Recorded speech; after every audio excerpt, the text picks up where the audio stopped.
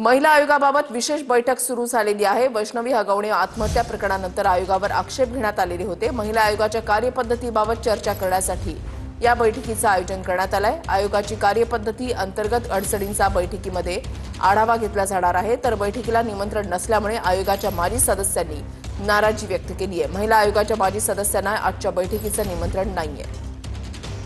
आढावा घेतलेला आहे आमच्या प्रतिनिधींनी, पाहूयात। ताई आपल्या सोबत आहे, आपण त्यांच्याशी बोलणार आहोत। ताई, यामध्ये महिला आयोगाची जी बैठक आहे महिला संदर्भात अत्याचारासंदर्भात विविध महिलांना ज्या माजी सदस्य होतात त्यांना निमंत्रण नाही असं बोललं जात आहे।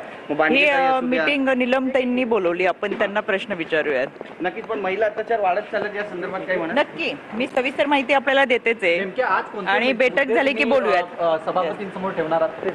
तर इथे दृश्य आपण पाहतोय की रुपालीताई चाकणकर ज्या महिला आयोगाच्या अध्यक्ष आहेत त्या आता दाखल झालेल्या आहेत विधान भवनामध्ये। आज महिला आयोगा संदर्भातली महत्त्वाची बैठक मुंबईच्या विधान भवनामध्ये आहे आणि नीलमताई गोरे स्वतः या ठिकाणी दाखल झालेल्या आहेत, रुपालीताई पाटील दाखल झालेल्या आहेत। पण बैठक सुरू होण्यापूर्वीच हा संपूर्ण जो मुद्दा आहे तो आता वादाच्या भोवऱ्यात सापडतोय का असा प्रश्न सुद्धा उपस्थित करण्यात येतोय। कॅमेरा पर्सन सिद्धेश नाईकचा गिरीश गायकवाड, TV9 मराठी, मुंबई। माझ्या भाबड्या मनाला प्रश्न पडला की यात विदर्भाचं कोण आहे बरं? मग मी चौकशी केली। चंद्रपूरची माजी राज्य महिला आयोग सदस्य विजया बांगड, नीता ठाकरे, आभा पांडे माजी राज्य महिला आयोग सदस्य, मी आणि महिला बालकल्याण मंत्री म्हणून कॅबिनेट मंत्री म्हणून काम केलेल्या अमरावतीच्या आमच्या यशोमती ठाकूर यांना कोणालाही बोलवलं नाही। आणि विदर्भातल्या असंख्य महिलांचे जे काय कौटुंबिक हुंडा, कामाच्या ठिकाणी लैंगिक शोषण या संदर्भातले प्रश्न आहेत, याची उत्तरं या फक्त मुंबई पुण्याच्या महिलांना कळतील असं यांना वाटत असेल तर ते चूक आहे। ते मॅटर पुशअप करू शकतात असं त्यांच्याकडनं लक्षात घ्या। आपल्याकडे ना आता आमच्याकडे पुण्यामध्ये ना येरवड्यामध्ये कॉमर्स झोन मध्ये एका महिलेची हत्या झाली भर दिवसा। आपण सगळ्यांनी ती बातमी दाखवली। या हत्या प्रकरणानंतर महिला आयोगाला वेळच नव्हता त्याच्यात लक्ष द्यायला। राष्ट्रीय महिला आयोगाने सुमोटो केलं आणि राष्ट्रीय महिला आयोगाने त्याच्यामध्ये स्वतंत्र चौकशी नेमली आणि त्या स्वतंत्र चौकशीमध्ये त्यांनी राज्याच्या महिला आयोगालाच वगळलं। हे फार उल्लेखनीय आहे। त्यामुळे आता त्याच्यावर न बोललेलं बरं। राहिला प्रश्न त्यांच्या पक्षातल्या लोकांनी, अरे क्या अदालत भी तुम्हारी, जज भी तुम्हारा और इंसाफ भी तुम्ही दोघे, असं कसं काय बरं? म्हणजे तटकरे साहेब हगवणे प्रकरणात तत्परतेने उतरत नाही, बदलापूरच्या प्रकरणात तटकरे साहेब अजिबात त्या तिथे जाऊन बोलत नाहीत। मी समजू शकते की रुपाली चाकणकर या त्यांच्या लाडक्या बहीण आहेत। अरे पण चाकणकर एकट्याच लाडक्या बहीण आहेत का? आम्ही सगळ्या बहिणी आहोत, आमच्याही काही अडचणी आहेत। मला वाटतं तटकरे साहेबांनी तितक्याच तत्परतेने प्रिया फुके असेल, रिंकी बक्सला असेल, निर्मला यादव असेल, कितीतरी अशी प्रकरणं आहेत, या प्रकरणामध्ये सुद्धा तत्परतेने व्यक्त होणं गरजेचं होतं। काय बोलणार? खरं तर किशोरी पेडणेकर ताई पण आपल्या बरोबर आहेत, माजी महापौर आहेत ताई। ताई, मुख्यत्वे तुम्हाला प्रश्न आहे, आज तुम्ही जाताय राज्यपालांना भेटायला, सुषमाताई सुद्धा जात आहेत, रोहिणीताई खडसे जात आहेत। महिला आयोग खरंच त्यांचं काम व्यवस्थित बजावतात का हा प्रश्न आहे? नाही, मुळामध्ये महिला आयोगाने गेल्या 1-1.5 वर्षात ज्या त्यांच्या बरोबरीने सदस्य म्हणून काम करू शकतात त्यांच्या नियुक्तीसाठी कुठलेही प्रयत्न झाले नाहीत, हे आता पुढे येत आहे। यावरूनच त्या किती कार्यक्षम आहेत हे स्पष्ट होत आहे।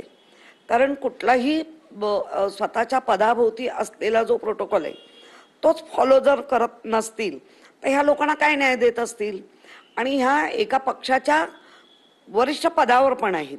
त्यामुळे महिला आयोगाची जेव्हा एखादी चुकून कधी मीटिंग लागलीच तर ती पक्षाच्या अंतर्गत मीटिंग लावतात।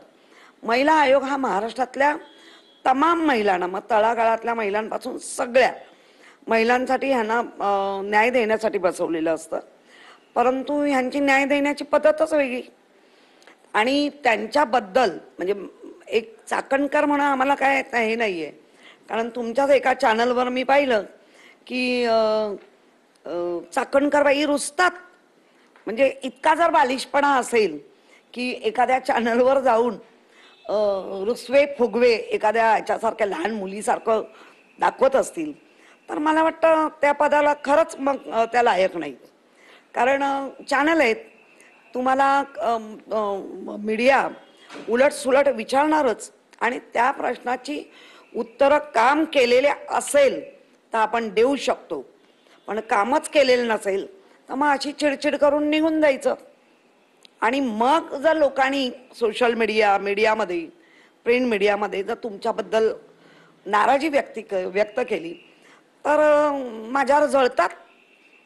मुळात तुम्हाला पक्षाने दिलंय, त्या पक्षाची इब्रत निघते, त्या पक्षाच्या प्रमुखाची इब्रत निघते आणि तरी म्हणणार माझ्यावर जळतात का का म्हणजे हा काय शब्दप्रयोग आहे, जळतात रुसतात, हा बालिशपणा आहे. त्यामुळे अशा पदावर मॅच्युअर्ड एखादी महिला असावी. मग ती वयाने लहान असती तरी चालेल, पण तिला या समाजाची जाण असावी.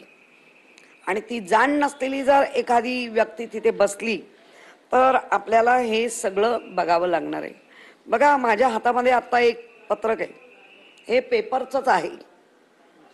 त्याच्यामध्ये धक्कादायक आहे, म्हणजे रिअली धक्कादायक आहे, बीडमधलं आहे. आता कायम माझा प्रश्न असतो की बीड या महाराष्ट्रात आहे का?